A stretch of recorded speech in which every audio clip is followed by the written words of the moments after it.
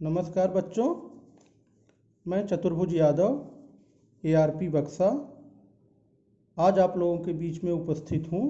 कक्षा 7 गणित अभ्यास 1B। बच्चों, कल हम लोगों ने अभ्यास 1A के सारे क्वेश्चन कर लिया था। आज देखते हैं अभ्यास 1B। अब अभ्यास 1B शुरू करने से पहले हम लोग कुछ इस पर बेसिस अवधारणाओं को समझते हैं, जिसमें पहली अवधारणा है दो क्रमागत पूर्णांकों के मध्य परिमेय संख्या ज्ञात करना। दूसरी है दो परिमेय संख्याओं A व B के बीच परिमेय संख्याएं।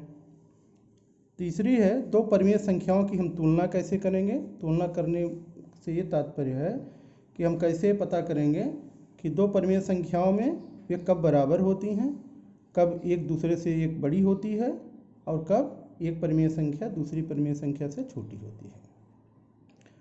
फिर परिमेय संख्याओं का संख्या रेखा पर प्रदर्शन। हम लोग परिमेय संख्याओं को संख्या रेखा पर कैसे प्रदर्शित करेंगे। तो पहले हम बात करते हैं दो क्रमागत पूर्णांकों के मध्य परिमेय संख्या ज्ञात करना। बच्चों, कल हम लोगों ने देखा था कि हम पूर्णांकों को हम लोग संख्या रेखा पर प्रदर्शित कैसे करते हैं। तो देखिए, हम लोग जीरो लिखते हैं, जीरो के दाहिनी तरफ धनात्मक पूर्णांक और जीरो के बाईं तरफ ऋणात्मक पूर्णांक, -1, -2, -3, -4। अब बच्चों, जैसे हमको 0 और 1 के मध्य जो है परिमेय संख्या निकालनी है, तो पहली बात तो ये जानिए कि किन्हीं भी दो पूर्णांकों के मध्य हम अनंत बिंदुओं के द्वारा अनंत परिमेय संख्याओं को प्रदर्शित कर सकते हैं। कैसे प्रदर्शित करेंगे उसको मैं अभी बताता हूँ आपको। ये पहले आप एकदम अपने मन मस्तिष्क में बैठा लीजिए कि दो पूर्णांकों के मध्य अनंत बिंदुओं के द्वारा अनंत परिमेय संख्याओं को प्रदर्शित कर सकते हैं। जैसे देखिए, हमें 0 और 1 के बीच में क्या कर सकते हैं, यहाँ हम दो समान भागों में बांट दिए। इसको लिख सकते हैं हम 2/2। 0 को हम लिख दिए 0/2। अब यहाँ पे लिख देंगे 1/2। इसी तरह से अगर हम 0 और 1 के बीच 3 समान भागों में बांट दें, यहाँ 0/3, 1/3, 2/3, 3/3। इसी तरह से हम 0 और 1 को 4 समान भागों में बांट सकते हैं, 1, 2, 3, 4। ये हो गया 0/4, 1/4, 2/4, 3/4, 4/4। अब बच्चों, 4/4 की वैल्यू आप समझ रहे हैं। इसको अगर हम कैंसिल कर देंगे, क्या है, एक ही है। 3/3 एक ही है, 2/2 एक ही है। इधर 0 के बट्टे चाहे जितना लिखेंगे 0 ही रहेगा। तो इस तरह से अभी हम आगे 5 भागों में बांट करके, फिर 6 समान भागों में, 7 समान भागों में, 8 समान, चाहे जितने समान भागों में बांट करके, चाहे जितनी परिमेय संख्याओं को इस तरह से प्रदर्शित कर सकते हैं। तो ये बात क्लियर हो गई कि दो क्रमागत पूर्णांकों के मध्य हम अनंत बिंदुओं के द्वारा अनंत परिमेय संख्याओं को प्रदर्शित कर सकते हैं। दूसरी बात, दो परिमेय संख्याओं A व B के बीच परिमेय संख्याएं कैसे ज्ञात करेंगे। मेरे प्यारे बच्चों, A दो परिमेय संख्याएं हो गई। मान लीजिए परिमेय संख्या A है, ये परिमेय संख्या B है। परिमेय संख्या A और B के बीच अगर हमको मात्र एक परिमेय संख्या निकालना है और वो परिमेय संख्या इनके मध्य की अगर हमको निकालना है तो वो होती है A + B/2। दो परिमेय संख्याओं के मध्य की परिमेय संख्या निकालने के लिए हम दोनों को जोड़ करके 2 का भाग दे देंगे। अब अगर हमको और ढेर सारी परिमेय संख्या निकालनी है फिर हम इसको जोड़ करके 2 को भाग देंगे तो इसके बीच एक परिमेय संख्या आ जाएगी। मान लीजिए हमारी परिमेय संख्या जो आई है ए बी के बीच में Q1 है। फिर हम Q1 और B को जोड़ेंगे तो यहाँ Q1 + B/2, दोनों के बीच में एक परिमेय संख्या आ गई। फिर और निकालना तो इसको जोड़ के 2 को भाग देंगे, इसके बीच की परिमेय संख्या आ जाएगी। इसको जोड़ के भाग देंगे, इसके बीच की परिमेय संख्या आ जाएगी। तो 2 संख्याओं को जोड़ करके हम 2 का जब भाग दे देंगे तो उनके बीच की परिमेय संख्या आ जाएगी। इस तरह से हम 2 परिमेय संख्याओं के बीच अनंत परिमेय संख्याओं को ज्ञात कर सकते हैं। अगली बात बच्चों, हमको ये देखना है 2 परिमेय संख्याओं की तुलना हम कैसे करेंगे, परिमेय संख्याओं का संख्या रेखा पर कैसे प्रदर्शित करेंगे। पहले इसको देखते हैं, परिमेय संख्याओं को संख्या रेखा पर कैसे प्रदर्शित करेंगे। इसके लिए हम देखते हैं, ये देखिए अभ्यास 1B है। अभ्यास 1B का क्वेश्चन नंबर 4। क्वेश्चन नंबर 4 ये कहता है निम्न परिमेय संख्याओं को संख्या रेखा पर निरूपित कीजिए। तो मैं बताता हूँ, इसी के साथ एक क्वेश्चन भी हो जाएगा और हम लोगों का एक साथ 2 काम हो जाएगा, आपको समझ में आ जाएगा। एक्सरसाइज का एक क्वेश्चन भी हो जाता है। तो ये देखिए, ये है पहला 4 का क है, 4 का क 3/4 को प्रदर्शित करना है। 3/4 को प्रदर्शित करना है तो मेरे प्यारे बच्चों 3/4 1 से क्या है, छोटा है। कैसे पता 1 से छोटा है, जब हमारा अंश हर से छोटा रहेगा तो वो संख्या हमारी क्या होगी, 1 से छोटी रहेगी। तो ये कहाँ पड़ेगी, 0 और 1 के बीच में। तो अभी हमने जैसे आपको बताया संख्या रेखा पे ये 0 रहा, ये रहा 1। अब देखिए हर में इसके 4 है, इसको हम 4 बराबर भागों में बांट देंगे, 1 2 3 ये 4 समान भागों में बांट दिए। अब बच्चों इसको हम 0 को क्या लिखेंगे, 0/4, पहले भाग को 1/4, 2/4, 3/4, 4/4। 4/4 मीन्स 1 पे पहुंच गए। हमको किसको प्रदर्शित करना है, 3/4 को। ये बिंदु हमारा क्या हो गया, ये हो गया 3/4। दूसरा देखिए हमारा दूसरा 4 का ख, दूसरी परिमेय संख्या है 3/5। अब बच्चों हम लोग क्या करेंगे, ये भी 1 से छोटी है, ये रहा 0 और 1, इसके बीच में 5 बराबर भाग कर देंगे, 1 2 3 4 ये 5। अब 0/5, 1/5, 2/5, ये रहा 3/5। इसी तरह से हमको 5/8 करना है, 3/16 करना है। तो क्या करेंगे, हम 8 भाग करेंगे, 16 भाग करेंगे। एक देखते हैं, एक आप लोग स्वयं करिएगा। ये रहा 0, ये रहा 1। 5/8 को हमको करना है तो 8 भाग करिए, 1 2 3 4 5 6 7, ये रहा 8। अब पहला 0/8, 1/8, 2/8, 3/8, 4/8, ये रहा 5/8। ये बिंदु हमारा हो गया 5/8। मैं आशा करता हूँ कि ये आपको समझ में आ गया होगा। अब अगली बात हमको देखनी है, 2 परिमेय संख्याओं की तुलना कैसे करेंगे। 2 परिमेय संख्याओं की तुलना करने के लिए बच्चों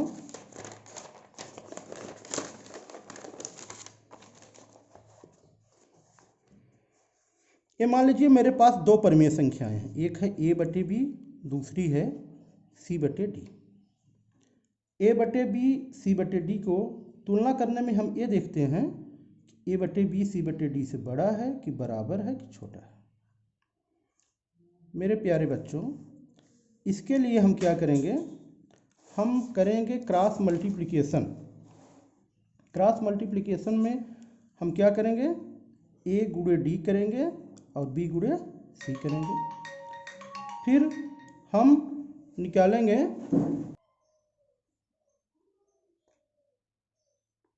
हाँ बच्चों, तो हम क्या करेंगे, क्रॉस मल्टीप्लिकेशन करेंगे।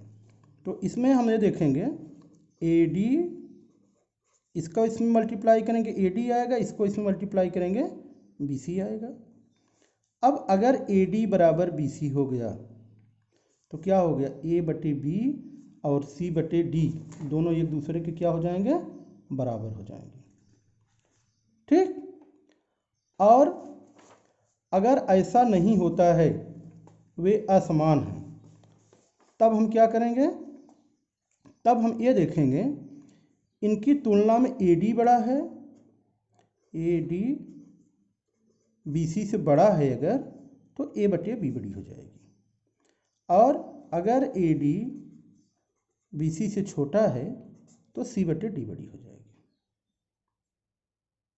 ठीक। मीन्स अगर AD ग्रेटर देन BC तो A/B बड़ी होगी B/C से, और अगर AD BC से छोटी है तो A/B छोटी हो जाएगी B/C से।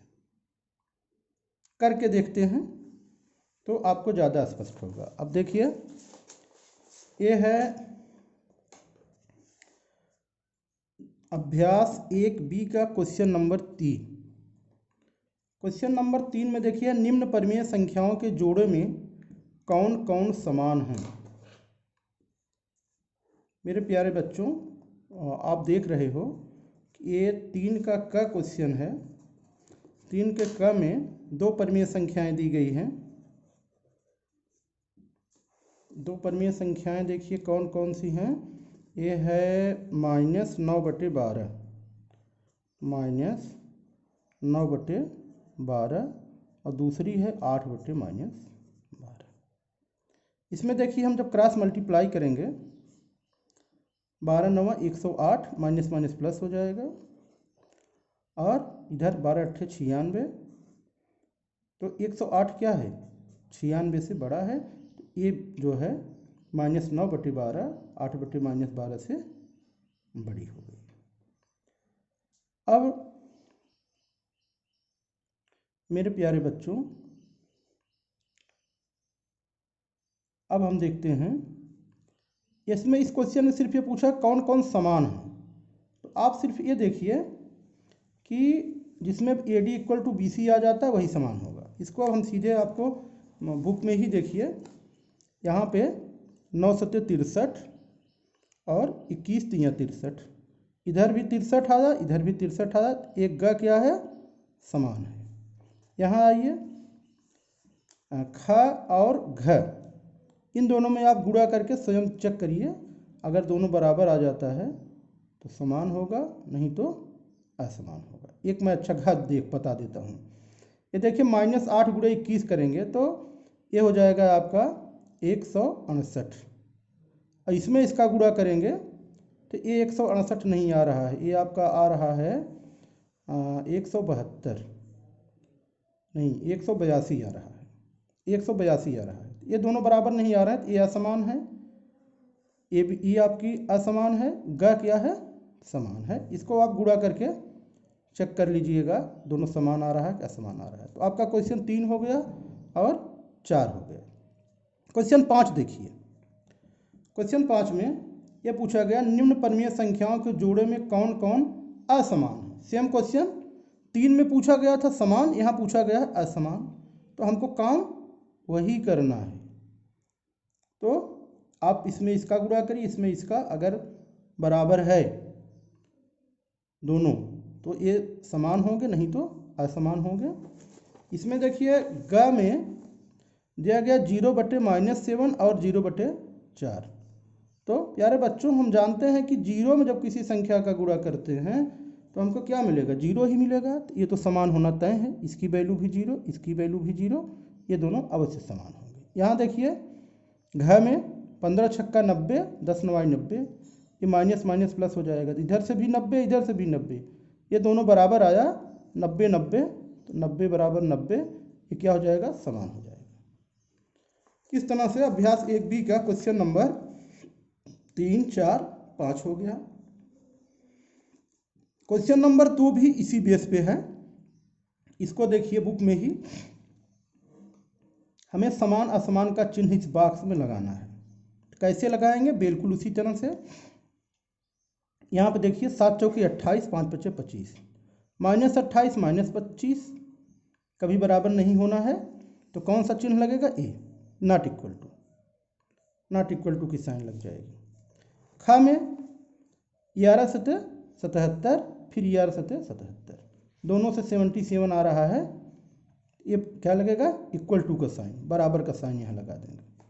यहाँ पे 4 8 32, 7 5 35, यहाँ -35, यहाँ पे +32, ये कभी समान नहीं होगा, तो यहाँ पे नॉट इक्वल टू वाली साइन लगाएंगे। कौन, इसको। यहाँ आ जाइए, 14 और 16 है, सॉरी 14 और 16, 14 गुणे 16 करेंगे, ये आपका आ जाएगा 16 चौके 64, ए 16 चौके 64, 16 इक्कीस 16, 16 और 6 22, ये आ गया 224। फिर 21 गुणे 16, -21 गुणे -16, तो माइनस माइनस प्लस हो जाएगा, ये 16 21 16, 16 दूना 32 से 35, कभी इक्वल नहीं होंगे, तो यहाँ पे क्या लगेगा, नॉट इक्वल टू का साइन, ए ऐसे लगा दीजिए। ये बच्चों हो गया क्वेश्चन नंबर 2। अब हम क्वेश्चन नंबर 1 देखते हैं। निम्न परिमेय संख्याओं को उनको सरलतम रूप में लिखिए। तो कल बच्चों हमने पढ़ा था सरलतम रूप का प्रगुण और समतुल्यता का प्रगुण। तो सरलतम रूप में लिखने के लिए हम लोग क्या करते हैं, संख्या के अंश और हर के मध्य से दोनों में भाग दे देते हैं, अंश में भी हर में भी। ये है आपका -8/10, तो -8/10 को, ये है पहले क्वेश्चन का क्वेश्चन नंबर 1 का -8/10, इसको हम 8 और 10 का अगर माँ से निकालेंगे कितना आएगा, 2, 2 चौके 8, 2 पचे 10, -4/5। खा है 15/20, इसको बच्चों हम लोग अगर 5 से काटेंगे, इसका मतलब 5 होगा, 5 3 15, 5 चौके 20। फिर है 25/45, इसको हम लोग 45 और 25 का मतलब 5 होगा, 5 पचे 25, 5 9 45। प्यारे बच्चों, यहाँ आपको एक समस्या हो सकती है, उसको अभी हम बताते हैं। जैसे -14/77 है, यहाँ 14 और 77 का मतलब 7 होगा, तो 7 दूनी 14 और 77 में 7 से भाग देंगे 11 आ जाएगा। ये सरलतम रूप हो गया इन संख्याओं का। यहाँ बच्चों आपको एक समस्या हो सकती है कि मासा मैं जो सीधे सीधे बता दे रहा हूँ कि 8 और 10 का मासा 2 होगा, हो सकता है कुछ लोगों को मासा निकालना न आता हो, ठीक। तो मासा प्यारे बच्चों क्या होता है, 8 और 10 का जो सबसे बड़ा गुणनखंड होगा, सबसे बड़ा गुणनखंड जो दोनों को विभाजित करेगा। जैसे 8 का गुणनखंड क्या होगा, 1 2 4 और 8। 10 का गुणनखंड 1 2 5 10। ये देखो, ये दोनों समान है नहीं, ये दोनों समान है नहीं, ये देखो, तो 2 ही सबसे बड़ा गुणनखंड है 8 और 10 में, जो 2 को भी 8 को भी विभाजित करेगा और 10 को भी विभाजित करेगा। 15 और 20, 15 देखिए किन किन संख्याओं से कटेगा, 1 से 3 से 5 से 15 से। 20 1 से 2 से 4 से 5 से 10 से 20 से। तो दोनों में देखिए कौन गुणनखंड ऐसा है जो समान है और सबसे बड़ा भी है वही। तो यहाँ पे देखिए 20 है, 15 है, फिर 10 है, इसमें 10 है नहीं, 5 देखिए इसमें भी है, इसमें भी है। तो 5 से बड़ा और कोई गुणनखंड नहीं है जो दोनों को विभाजित करेगा। तो सबसे बड़ा गुणनखंड, सबसे बड़ा गुणनखंड, गुणनखंड का दूसरा नाम अपवर्तक भी है। सबसे बड़ा अपवर्तक जो दोनों में हो उसको हम लोग क्या कहते हैं, समापवर्तक, और दोनों संख्याओं को विभाजित करेगा वही मात्रा होता है। बाकी मात्रा को हमने पिछली कक्षाओं में आपको जो ट्रेडिशनल परंपरागत तरीके हैं निकालने के उसको बताया है। जानते हैं, कुछ लोग जो न जानते हों वो लोग मासा को थोड़ा और अच्छे ढंग से पढ़ने का प्रयास करें। कल मैं आपको अभ्यास 1C के साथ फिर मिलूँगा। जय हिंद, जय भारत।